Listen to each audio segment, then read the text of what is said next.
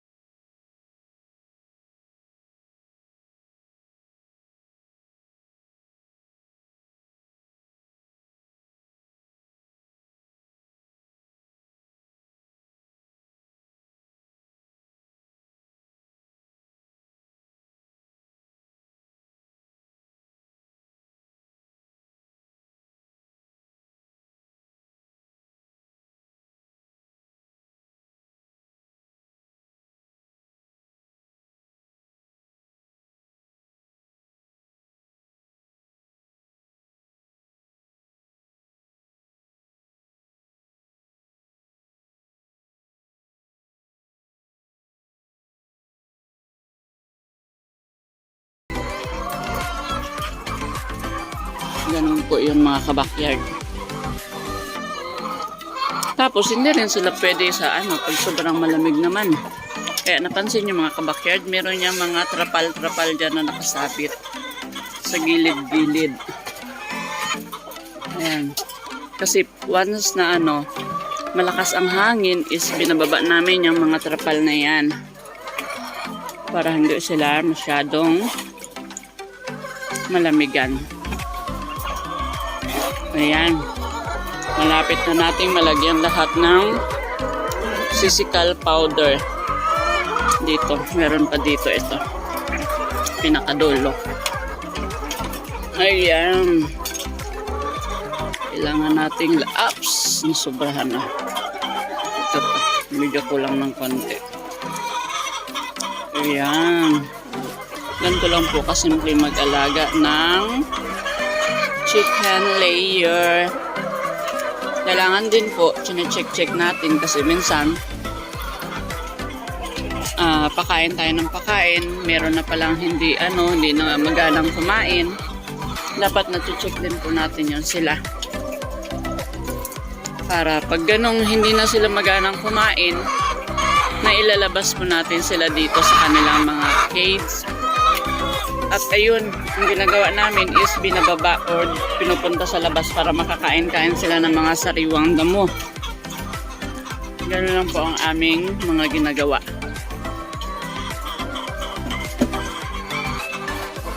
Kasi parang tao din yan. Pag nakakakain ng mga preskong gulay is lumalakas ang katawan, lumiliksi. Ganun din po ang ating mga manok. Pag nakakakain sila ng mga sariwang damo at pinipili din nila mga kabakyard yung kanilang mga tutukain ng mga damo. Hindi lang din sila basta-basta tumutuka sa mga damo. Meron silang mga damo siguro. Alam din nila na na nakakagamot sa kanila yung mga ganong klaseng damo ng mga kabakyard. Kaya talagang tayo ay pinagpala kasi lahat ng mga kailangan nating mga gamot-gamot is naandito lang sa ating paligid. Ayan. Kaya mga kabakyard, sa mga gustong magsimula dyan ng manukan, payo ko lang sa inyo, huwag nyo na pong gagayahin itong naka-flooring na sahig. Pag walang septic tank na pwede siyang ipaanod kasi tignan nyo mga kabakyard, matrabaho po talaga siya. Ganito.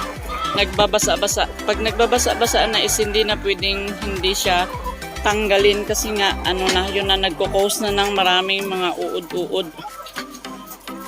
Once na nagkaroon po kasi ng mga uod-uod na mga kabakyard is ayan ang nag-ano ng baho. Talagang mabaho siya mga kabakyard. Kaya hindi po advisable na magkaganto ang ang ating manukan kasi ito na magiging mabaho na siya. Kaya ang ginagawa namin minsan wala pang 1 week. Ngayon is Friday pa lang, dapat 2 days pa bago mag 1 week. Kaya lang hindi na talaga siya maganda kasi ganito na. Basang-basa na ang ilalim. Kahit nalalagyan pa natin ito ng maraming rice hull, mamamasa pa rin po talaga siya mga kabakyard. Kaya mas maganda pa rin na purong lupa. Kasi pag purong lupa mga kabakyard is nasisip-sip niya yung basa nung mga tain ng mga manok. Minsan kasi na hindi natin maiwasan na katulad nito, kanilang pag-iinom is tumatalsik-talsik. Kaya yan, nagkakaroon talaga siya mga kabakyard ng pagtutubig-tubig sa mga tae nila. Kasi siyempre, dahil katapat nila ang tae nila, doon talaga mahuhulog ang mga tubig na manggagaling sa kanilang inuman. Ayan. Kaya sana, pag mag-start kayo, mas maganda pang flooring na lang. Sa lupa na lang kaysa itong naka-flooring. Kasi gagastos na kayo ng graba at semento, tapos ang labas pala is magiging palpak. Kasi nga weekly talagang nagtatanggal ng mga tae nila. Mabuti na lang din mga kabakyard at meron itong aking anak na malakas ang katawan para magtanggal ng mga mga tae ng mga manok. Dahil kung ako lang napakasakit na aking balikat kasi once na napuno yung timbang yan, ayan, yung kulay itim na yan na timba is napakabigat. Yan, yung timbang yan, napakabigat yan mga kabakyard. Kaya halos matanggal na ang aking balikat pag ako ang nagtatanggal. Minsan is nagtatanggal din ako dito pag busy ang aking anak, katulad nung nagtitraining siya dahil maaga pa siyang umaalis. Kaya yun, ako talaga ang nag-unti-unting magtanggal. Pero sa kanya, pag siya ang magtanggal is wala pang isang oras tapos na siya. Ako, kalahating araw na hindi ko pa natatapos tanggalan. Kasi nga inuunti-unti ko lang mga kabakyard. Mga kabakyard, nandito na tayo sa hindi naka-flooring na area. Tingnan niyo po mga kabakyard, ito ay 2 buwan na hindi natatanggalan ng dumi. Tingnan niyo, tuyo pa din siya, di ba? Unlike doon sa naka-flooring na 1 week, wala pang 1 week is basang-basa na. Ayan, ngayon palang tatanggalan ito ng mga dumi ng manok. Ngayon, sobrang kapal na siya. Pero okay lang mga kabakyard kasi hindi na siya nangangamoy at hindi pa nagbabasa talaga. Ayan. Kaya napakaganda talaga na hindi naka-flooring. Ang kailangan lang natin is halimbawa lang ang inyong mga lupa is bahain. Ipataas lang natin ang kulungan ng ating manok or mag-backfill tayo ng lupa para tumaas ang level ng lupa. Para kahit na umulan pa ng umulan is hindi siya aabutin ng tubig kasi kailangan mga kabakyard hindi naaabot ng tubig ang ating lagayan ng dumi ng mga manok para hindi siya mamaho. Kasi once na natutubigan ang mga dumi is nagiging maamoy na siya, masangsang ang amoy ng ating mga manok. Ayan. Kaya nakakailang wheelbarrow ng aking anak dito. Pero tuyong-tuyo pa rin siya mga kabakyard.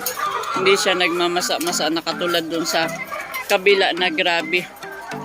Sobrang umaagas-agas na ang katas ng mga tae. Ayan, ngayon dahil dito is hindi pa ako nakapaglagay ng sisikal powder, maglalagay na din ako dito sa mga manok.